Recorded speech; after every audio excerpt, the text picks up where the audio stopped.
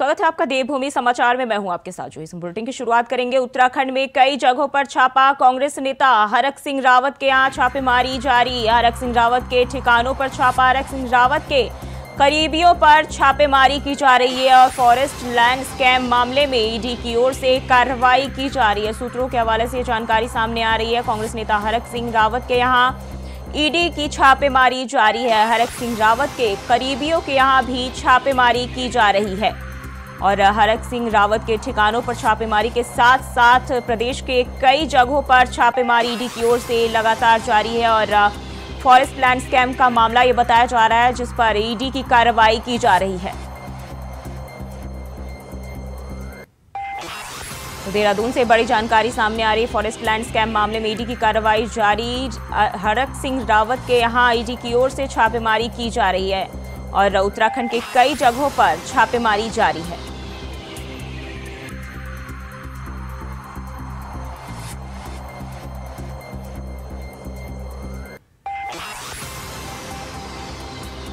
तो उत्तराखंड के कई जगहों पर ईडी की ओर से छापेमारी की जा रही है। कांग्रेस नेता हरक सिंह रावत के यहां ईडी की छापेमारी की जा रही है। हरक सिंह रावत के अलावा उनके करीबियों के यहां भी छापेमारी जारी है।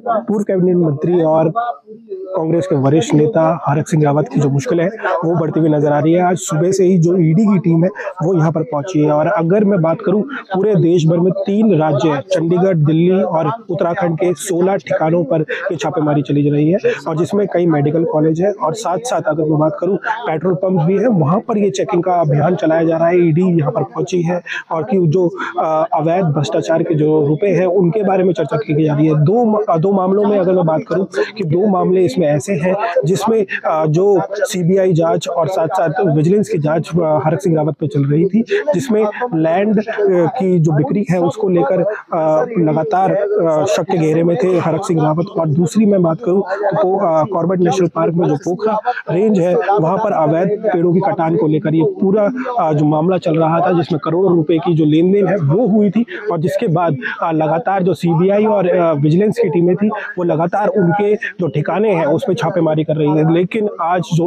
ईडी की जो टीम है वो कांग्रेस नेता हरक सिंह रावत के घर पर पहुंची है और कहीं ना कहीं जो उनकी मुश्किलें हैं वो बढ़ती हुई नजर आ रही है। फिलहाल जो ईडी की टीम है, आपने जिस तरह से देखा, जो पुलिस प्रशासन है बाहर लगा हुआ है, ईडी उनकी जो संपत्ति है उनकी जांच करती हुई नजर आ रही है और जो भ्रष्टाचार पर जो उनके आरोप फिलहाल जो सीबीआई और विजिलेंस जिसमें जांच कर रही है उनके जो रुपए की लेन देन हुई है उस पर उनसे वार्ता की जा रही है। लेकिन जिस तरह से ईडी यहाँ पहुंची है उससे कहीं ना कहीं ऐसा लगता है कि जो मुश्किलें हैं वो और भी बढ़ती हुई नजर आ रही है।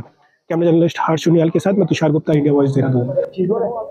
देखिए, ईडी की टीम जो हरक सिंह रावत की लगातार उसमें छापेमारी कर रही थी 16 ठिकानों पर और तो उनकी गाड़ी अब उनके घर के बाहर पहुंची है और यहाँ पर जो इक्विपमेंट्स हैं वो यहाँ पर लाए गए हैं और आप देख सकते हैं जो ईडी की गाड़ी है उसमें जो सामान है आपको नजर आ रहा होगा, फूड आइटम्स के साथ साथ जो कहा जा सकता है जो इक्विपमेंट्स है वो यहाँ पर लाए गए हैं। और क्योंकि जांच लंबे समय तक की माना जा रहा है कि जो जांच है लंबे समय तक चलेगी और इसके लिए जो ईडी है वो यहाँ पर जो मशीनें हैं वो लाती हुई नजर आ रही है और इसका यूज जो कहा जा सकता है कि जो इक्विपमेंट्स जो अंदर दस्तावेज होंगे उन्हें सिक्योर करने के लिए किया जाएगा और साथ साथ जितने भी दस्तावेज होंगे उनकी कॉपीज भी की जा सकती है क्योंकि माना जा रहा है ये प्रिंटर है और प्रिंटर की मदद से यहाँ पर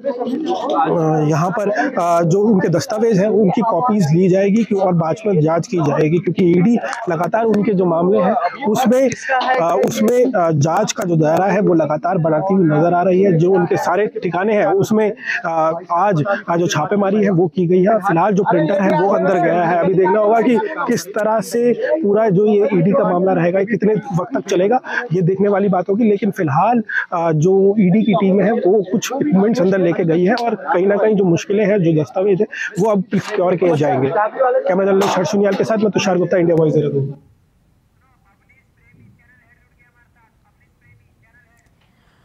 और इसी खबर पर ज्यादा जानकारी के साथ अवनीश प्रेमी चैनल हिट हमारे साथ जुड़ गए। अवनीश जी, क्या कुछ हालात है अभी इस वक्त के? देखिए, निश्चित तौर पर हरक सिंह रावत के लिए ये बहुत बड़ी दुख भरी खबर हम कहेंगे कि जिस तरह ईडी ने उनके 16 ठिकानों पर छापेमारी की है और महत्वपूर्ण दस्तावेजों को अपने कब्जे में लिया है। और उसके साथ साथ जो कंप्यूटर है, हार्ड डिस्क है, कुछ इलेक्ट्रॉनिक उपकरण है, वो भी ईडी ने अपने कब्जे में लिए हैं। और 16 ठिकानों पर इकट्ठी कार्रवाई की गई है, जिसमें दिल्ली, हरिद्वार, देहरादून, चंडीगढ़ और दिल्ली के कई ठिकाने शामिल हैं। दूसरा, मैं आपको ये बता दूं कि ये पूरा मामला जमीन से जुड़ा हुआ है। इसके साथ साथ जब इसको फॉरेस्ट मंत्री रहे हैं तो उस समय भी कई घोटाले सामने आए थे। और सबसे बड़ी बात है कि कुल्लू रेंज में एक जो दीवार थी जिसको करोड़ों का घोटाला उसमें सामने आया था और कई अधिकारी उसमें सस्पेंड किए गए थे, तो उससे जुड़े हुए मामले हैं। इसके साथ साथ इनके बेटे का मेडिकल कॉलेज है जो कि विकास नगर में है, वहां पे भी इस तरह के मामले सामने आए थे। तो घोटाले के कई मामले, तो सबसे बड़ी बात है कि जो संपत्ति है, आय से अधिक संपत्ति के मामले इसमें शामिल है। और इसके अलावा कई ऐसी शिकायतें थी जिन पर ईडी ने कार्रवाई करते हुए छापेमारी की है। हालांकि कांग्रेस के नेता इसे राजनीतिक स्टंट करार दे रहे हैं, लेकिन कहीं ना कहीं परेशानी है हरक सिंह रावत के लिए। और सबसे बड़ी खास बात है कि हरक सिंह रावत के जो, अगर हम बात करें इनके राजनीतिक करियर की, तो सबसे बड़ा झटका उनको इस समय यहाँ पर लगता हुआ दिखाई दे रहा है, क्योंकि हमेशा से वो राजनीति में सक्रिय रहे हैं और दर बदर वो मंत्री भी रहे हैं। लेकिन पहली बार ऐसा रहा है कि वो सत्ता में नहीं है, सत्ता से बाहर है, विधायक नहीं है, मंत्री नहीं है, और इतनी बड़ी कार्रवाई उनके खिलाफ यहाँ पर हुई है। जी, पहले भी वो कई बार मंत्री रह चुके हैं और अभी जो कार्रवाई की जा रही है किस आधार पर की गई है? आप सवाल दोहराएंगी? जी, वो पहले भी कई बार जो है मंत्री रह चुके हैं हरक सिंह रावत, और अभी जो कार्रवाई की जा रही है वो किस आधार पर की गई है? देखिए, मैंने जैसा कि आपको बताया कि जमीन से जुड़े हुए कई मामले हैं, आय से अधिक संपत्ति के मामले हैं, मेडिकल कॉलेज जो उनके बेटे का बनाया हुआ है उसमें भी कई मामले सामने आए थे, उनकी शिकायत यहाँ पर हुई थी। और खास बात यह है कि सरकारी जो सामान है, जिसमें एक जनरेटर था, वो इनके मेडिकल कॉलेज में रखा हुआ पाया गया था। तमाम ऐसी शिकायतें जिन पर आज से नहीं, करीब 3 साल से कार्रवाई चल रही थी और उसके बाद ये कार्रवाई सामने आई है कि यहाँ पर छापेमारी करनी पड़ी है ईडी को। दूसरी बात मैं आपको ये भी बताना चाहूंगा कि हरक सिंह रावत की अस्त में जो स्थिति है वो पार्टी में बहुत अच्छी स्थिति नहीं है। दल बदल के तमाम आरोप उनके ऊपर लगे रहे हैं। कभी वो मायावती के साथ रहे, तो कभी जनता दल में रहे, कांग्रेस में रहे, तो कभी बीजेपी में रहे, बीएसपी में रहे, यानी कि सत्ता के हिसाब से उनकी कुर्सी बदलती गई। लेकिन अब सबसे बड़ी बात है कि आज की जो कार्रवाई यहाँ पर हुई है उसमें पार्टी भी उनके साथ खड़ी दिखाई नहीं दे रही है अभी तक सदन के अंदर, क्योंकि अभी सदन की कार्रवाई चल रही है, लेकिन उस पर अभी किसी तरह की कोई प्रतिक्रिया एक तरह से सामने नहीं आई कांग्रेस के नेताओं की, और सदन के अंदर भी उन्होंने इस कार्रवाई की लेकर कोई निंदा नहीं की। जी, बहुत बहुत शुक्रिया आपका तमाम जानकारी के लिए।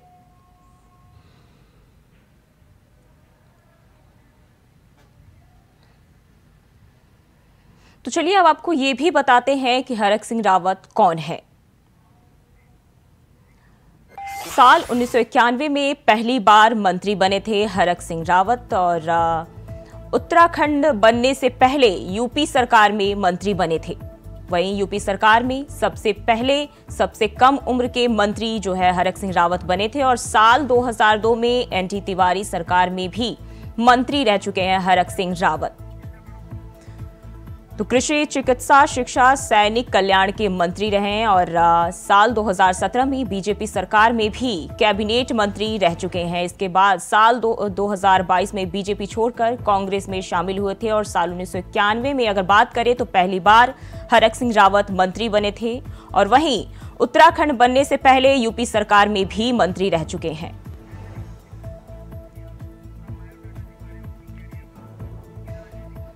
तो पूरा अभी हम आपको उनका राजनीतिक सफर आपके टीवी स्क्रीन पर दिखा रहे हैं। साल 2007 में भी वो मंत्री रह चुके हैं। साल 2012 में हरीश रावत सरकार में मंत्री रह चुके हैं और कृषि, चिकित्सा, शिक्षा, सैनिक कल्याण के मंत्री रहे। साल 2017 में बीजेपी सरकार में भी कैबिनेट मंत्री रह चुके हैं।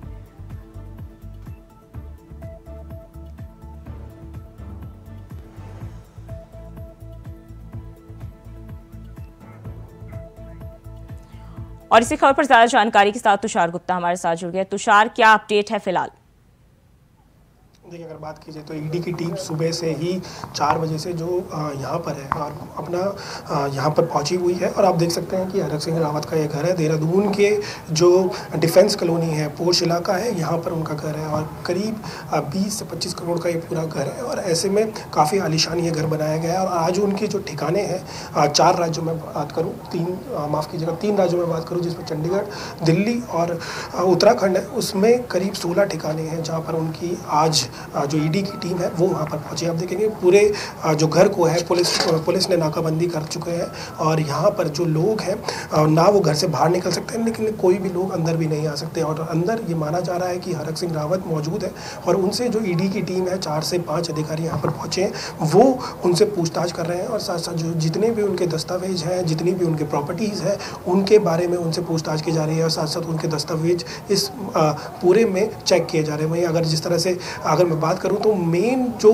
पूरा कारण बताया जा रहा है ईडी का यहाँ पहुँचने का, तो वो जो पोरखो रेंज थी टाइगर रिजर्व में, उसमें जिस तरह से 2019 में धांधली सामने आई थी, जिसके बाद जो सीबीआई है और साथ साथ विजिलेंस की टीम जिस तरह से जांच कर रही थी, उसके बाद जो तमाम जो अधिकारी हैं उनके घर पे ही जो ईडी की टीम है वो वहाँ पर पहुँची है और पूर्व जो डीएफओ रह चुके हैं किशन चंद, उनके घर पर भी हरिद्वार जो स्थित है वहाँ पर भी जो ईडी की टीम है वो वहाँ पर पहुँची है। तो कहीं ना कहीं जो टाइगर रिजर्व में 2019 में जिस तरह से टाइगर सफारी को लेकर 106 हेक्टेयर की जो ज़मीन दी गई थी और उसके बाद 2019 में बात करूं तो वहां पर बिना स्वीकृति, वित्तीय स्वीकृति के बिना जो पैसा आया ही नहीं, उसके बिना ही जो पेड़ों का कटान 6000 से अधिक जो पेड़ है वो काट दिए गए, जिसके बाद जो जांच है उन पर चली थी और साथ साथ इसमें जो जितने भी अधिकारी थे वो जेल भी जा चुके हैं और जेल से अभी फिलहाल जो किशन चंद है वो फिलहाल बाहर है, लेकिन जितने भी अधिकारी थे उन्हें जेल भेजा जा चुका है। और लेकिन फिलहाल जो अब शक का घेरा है वो हरक सिंह रावत पे है कि उनके जो आरोप लगे थे आय से अधिक और साथ साथ उन पर जितने भी जो रेंज है जो जिम कॉर्बेट पार्क की जिसमें जो धांधली हुई थी उस पर अब जो ईडी का जो शिकंजा है, क्योंकि पहले सीबीआई और साथ साथ विजिलेंस की टीम इन पर शिकंजा कस चुकी है, लेकिन अब जो ईडी है वो यहाँ पर पहुंची है। उनके जितने भी 16 ठिकाने हैं 3 राज्यों में, जिसमें उत्तराखंड, चंडीगढ़ और साथ साथ दिल्ली है, वहाँ पर जो टीम है वो पहुंची हुई है और सुबह से जो जाँच है वो की जा रही है। फिलहाल ये माना जा रहा है, जिस तरह से मैं कह रहा हूँ कि हरक सिंह रावत अंदर है, लेकिन फिलहाल इसकी पुष्टि नहीं हुई है। लेकिन जिस तरह से जो ईडी की टीम है लगातार उनके दस्तावेज, लैपटॉप्स और साथ साथ जितने भी उनके उपकरण हैं उनकी जांच की जा रही है। फिलहाल जो ईडी की टीम है वो अंदर ही है और जो गतिविधियां हैं फिलहाल जो अंदर की वो काफ़ी तेज़ होती हुई नज़र आ रही है। अभी कुछ देर पहले ही जो ईडी की गाड़ी है एक और पहुंची थी यहाँ पर और जो प्रिंटर है वो लेकर यहाँ पर पहुंची थी और साथ साथ जो दस्तावेज जितने भी अंदर होंगे उनकी कॉपीज ली आई जाएगी ताकि उनकी जाँच आराम से किया जा सकता है या फिर पूरी तरह से जो स्लिप में जांच है वो की जा सके। लेकिन अभी भी जो माहौल है यहाँ का वो थोड़ा हलचल तेज़ होती हुई नज़र आ रही है। माना जा रहा है कि कुछ घंटों में जो ईडी है वो बाहर निकलेगी और कहीं ना कहीं जो मुश्किलें हैं वो कहीं ना कहीं इससे बढ़ती हुई नज़र आ रही है हरक सिंह रावत के लिए। जी तुषार, अभी जो है हरक सिंह के अलावा और कौन कौन से लोगों के नाम जो है इसमें शामिल है जिन पर ईडी की ओर से कार्रवाई की जा रही है, क्या उनको लेकर कोई जानकारी सामने आई है?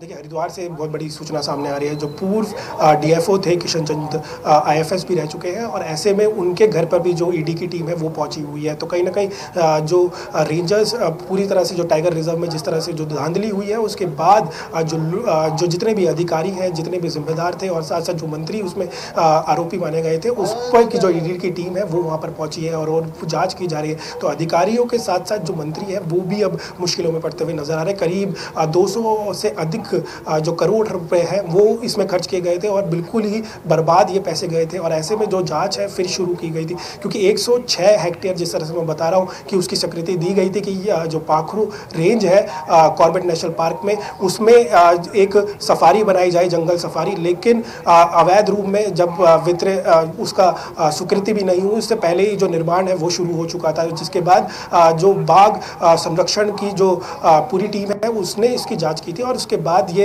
आरोपी पाए गए थे और जिसके बाद तो सीबीआई के साथ जो विजिलेंस है, सुप्रीम कोर्ट, साथ साथ तमाम जो कहा जा सकता है जो अपर लेवल की जितनी भी जांचें हैं वो उसमें की जा रही थी। लेकिन जो ईडी का शिकंजा आज हरक सिंह रावत पे कसता हुआ नजर आ रहा है। जितने भी उनके ठिकाने हैं, चाहे वो पेट्रोल पंप हो या मेडिकल उनका कॉलेज हो उनके बेटे का या फिर उनके होटल्स या रेस्टोरेंट्स हो, उन पर जो ईडी की टीम है वो पहुंची हुई है और जाँच का दायरा है वो लगातार बढ़ता हुआ नजर आ रहा है हरक सिंह रावत पर।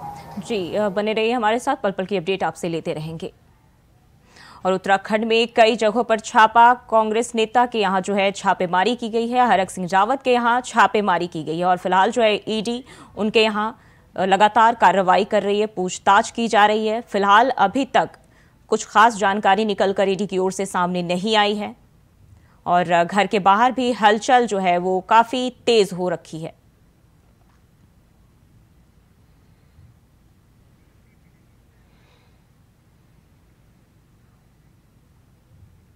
और देहरादून से बड़ी खबर सामने आ रही है। विधानसभा की कार्रवाई शुरू। विपक्ष ने शुरू की यूसीसी विधेयक पर चर्चा। विधायक तिलक राज आदेश चौहान ने रखा अपना पक्ष। विपक्ष ने बिल को प्रवर समिति को सौंपने का दिया सुझाव।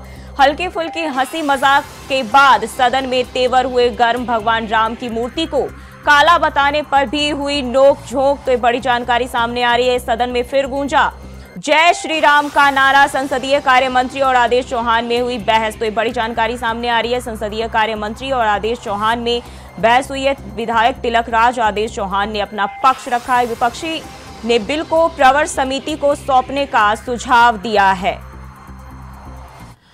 और तुषार लगातार हमारे साथ बने हुए। तुषार, जो है सदन की कार्रवाई शुरू हो गई है, क्या कुछ अपडेट मिल रही है? देखिए, जिस तरह से यूसीसी कल पटल में रखा गया था और जिसके बाद जो चर्चाएं हैं वो शुरू की गई थी और आज भी यूसीसी पर ही चर्चा की जाएगी। और जिस तरह से हमने देखा कि लोकसभा संसद भी राम के जो नारे हैं उससे शुरू हुई थी और विधानसभा की बात की जाए उत्तराखंड की तो वो भी राम नाम के जो नाम से है वो शुरू की गई। और कहीं ना कहीं इसको लेकर जो सियासत है वो तेज़ होती हुई नजर आ रही है, क्योंकि विपक्ष लगातार ये कह रहा था कि जो राम नाम को है वो भाजपा यूज़ कर रही है और आने वाले लोकसभा चुनाव में लोगों को भड़काने का काम किया जाएगा और साथ साथ उन्हें अपनी तरफ आकर्षित करने की कोशिश की जाएगी कि राम नाम से। और लेकिन जो कांग्रेस पार्टी है वो अपनी विचारधाराओं से चलती है, उन्हें लोकतंत्र पर विश्वास है, सभी को वो एकजुट होकर चलती है। लेकिन जिस तरह से अब संसद को ओपन किया गया है राम नाम से, कहीं ना कहीं अब विपक्ष भी उस पर हमलावर होता हुआ नजर आ रहा है। लेकिन फिलहाल ये धर्म का मामला है। लेकिन जिस तरह से यूसीसी को लेकर अब चर्चाएं तेज हो गई है, यूसीसी को आज पटल में दोबारा से रखा जा रहा है। माना जा रहा है, ये संभावना है कि आज यूसीसी पटल में आते हुए और इसे आज यूसीसी विधेयक को पास कर दिया जाएगा। उसके बाद अगर गुरमीत सिंह जो हमारे राज्यपाल हैं उनके सिग्नेचर के बाद इसे कानून बना दिया जाएगा। तो कहीं ना कहीं जो यूसीसी है आज उसका विधेयक पास होने की पूरी संभावना रखी गई है विधानसभा में। और तमाम जो नेता है वो, क्योंकि उन्हें एक दिन का समय वो इसे पूरे अध्ययन करने के लिए यूसीसी का 200 पन्नों का ये पूरा ड्राफ्ट है और ऐसे में उन्होंने समय चाहिए था कि किस तरह से इस यूसीसी का पूरा ड्राफ्ट रहेगा। इसके पन्नों को पढ़ने की जो मांग है वो विधानसभा अध्यक्ष रितु खंडूरी से की गई थी और जिसके बाद उन्हें एक दिन का समय दिया गया था। और आज से जब 11 बजे से जब विधानसभा शुरू हुई तो कहीं ना कहीं इसकी जो चर्चा है वो तेज़ हो गई है। और इसके बाद अगर मैं बात करूं यूसीसी का विधेयक पास होने के बाद जो 10% क्षेत्रीय आरक्षण है राज्य आंदोलनकारियों के लिए वो पास किया जाएगा। प्रवर समिति ने उस पर काम किया है करीब 2 महीने तक और उसके बाद ये माना जा रहा है कि आज वो विधेयक भी पास हो जाएगा। तो कहीं ना कहीं जो राज्य आंदोलनकारी है और साथ साथ पूरे प्रदेश की जनता के लिए आज खुशी की माहौल है। एक तो पहली बात यूसीसी आज लागू होने जा रहा है, सबको समान अधिकार मिलेगा और साथ साथ 10% जो राज्य आंदोलनकारी हैं जिन्होंने हमारे राज्य बनाने के लिए अपना जान भी निछावर की थी, उनको आज अपना 10% आरक्षण जो जिसकी वो लंबे समय से इंतजार कर रहे थे वो पूरा होने जा रहा है। जी, जय श्री राम के नारे से विपक्ष को क्या परेशानी है? देखिए, विपक्ष की अगर मैं बात करूं तो पहले से ही राम मंदिर का जो कहा जा सकता है, अगर भाजपा की मैं बात करूं तो भाजपा का पहले से ही ये मैनिफेस्टो में रहा है कि राम मंदिर निर्माण का। अगर मैं बात करूं जिस तरह से 1989 में जब ये पार्टी का गठन होने के बाद जब 2 सीटें उन्होंने जीती थी तो कहीं ना कहीं उसके बाद जो राम मंदिर और साथ साथ यूसीसी का जो नाम है या फिर कहा जा सकता है चर्चा है उस वक्त से शुरू हुई थी। उसके बाद 1991 की मैं बात करूँ तो उसके बाद 80 के पास जो सीटें हैं वो भाजपा की पहुंची थी। तो कहीं ना कहीं राम मंदिर और यूसीसी का जो मुद्दा था उससे कहीं ना कहीं जो फायदा है वो भाजपा को पहुंचा था। और उसके बाद अगर मैं बात करूं जितने भी चुनाव हुए तो कहीं ना कहीं जो भाजपा की सीटें हैं लगातार बढ़ती हुई नजर आई है।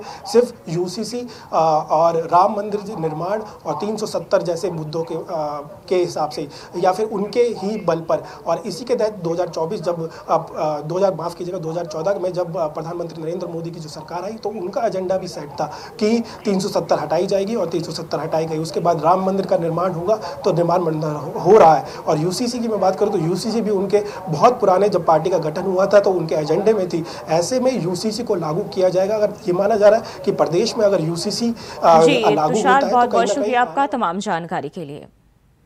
और देवभूमि समाचार में फिलहाल के लिए बस इतना ही। खबरों के लिए बने रहिए इंडिया वॉइस के साथ।